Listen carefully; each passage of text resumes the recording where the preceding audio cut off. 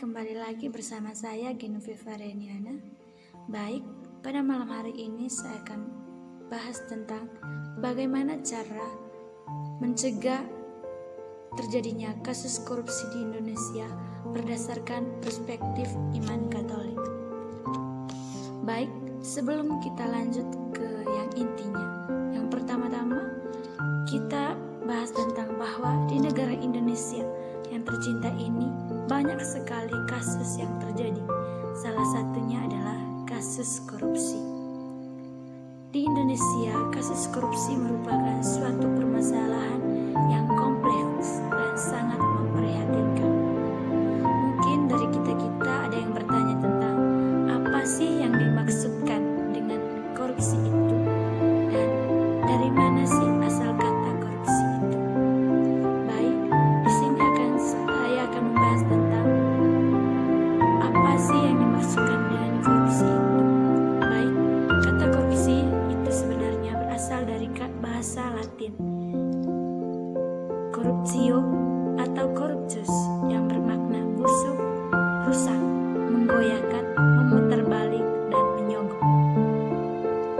Seperti yang kita ketahui bahwa korupsi bukanlah suatu hal yang baik, melainkan sesuatu hal yang busuk dan yang buruk. Korupsi yang terjadi di Indonesia disebabkan oleh berbagai faktor, baik faktor internal maupun faktor eksternal. Faktor internal adalah faktor yang berasal dari dalam diri seseorang atau faktor yang berasal dari dalam diri individu. Sedangkan faktor eksternal adalah faktor yang berasal dari luar diri individu atau faktor yang berasal dari pengaruh-pengaruh dari luar individu, diri luar individu. Baik, yang termaksud faktor internal di sini yang pertama, sifat tamak atau sifat rakus dari manusia atau dari seorang individu itu sendiri. Yang kedua, moral yang kurang kuat. Dan yang ketiga, gaya hidup konsumtif. Sedangkan yang termasuk faktor eksternal atau faktor yang berasal dari luar diri individu, yang pertama, aspek sikap masyarakat terhadap korupsi. Yang kedua, aspek ekonomi. Yang ketiga, aspek politis. Dan yang keempat, aspek organisasi. Kehidupan manusia memang mendorong manusia untuk terus-menerus memenuhi kebutuhannya sehari-hari. Hal inilah yang membuat manusia tidak pernah merasa puas akan apa yang dimiliki dalam hidupnya. Mungkin dari kita juga ada yang bertanya, mengapa manusia tidak pernah merasa puas akan apa yang telah dimiliki? Baik, di sini saya akan menjawab bahwa karena ketika kebutuhan yang satu sudah terpenuhi, akan muncul lagi kebutuhan baru lainnya. Mungkin dari kita juga ada yang bertanya, kira-kira bagaimana tanggapan saya terhadap kasus korupsi yang terjadi di Indonesia, dan bagaimana cara mencegah korupsi tersebut menurut iman Katolik. Baik, tanggapan saya terkait dengan kasus korupsi yang terjadi di Indonesia. Yang pertama, khususnya saya sebagai seorang mahasiswa, saya tidak boleh merusak atau saya tidak boleh rakus atau tamak akan harta duniawi. Mengapa demikian? Karena ketika saya dan kita semua rakus akan harta duniawi dan kita tidak memiliki harta yang begitu melimpah, maka disinilah kita mulai melakukan tindakan korupsi. Misalnya korupsi uang beras dan uang asrama yang diberikan oleh orang tua kepada kita untuk membeli barang-barang mewah.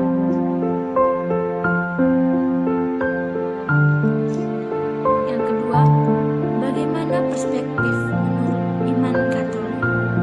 Baik, sebagai orang Katolik, kita tentunya harus dapat menolak godaan dengan taat kepada Allah, sama seperti yang Yesus ajarkan pada Injil Matius bab 4 ayat 1 sampai dengan 11. Dalam Injil tersebut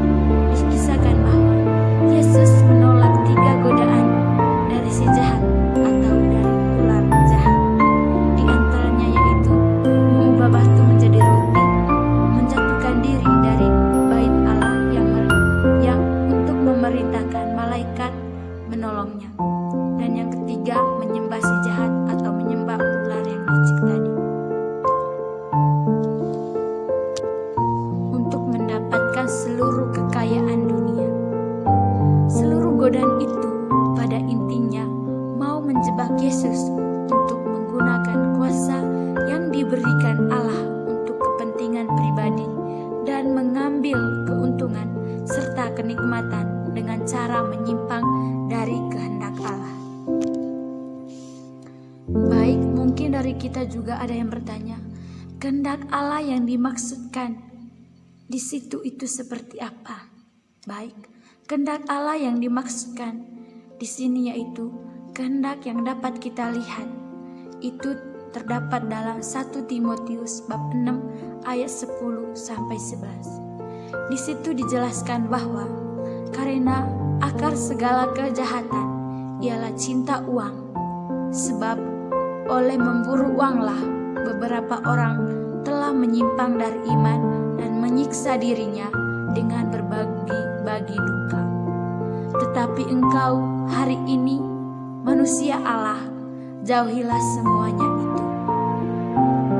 Kejarlah keadilan, ibadah, kesetiaan, kasih, kesabaran, dan kelembutan.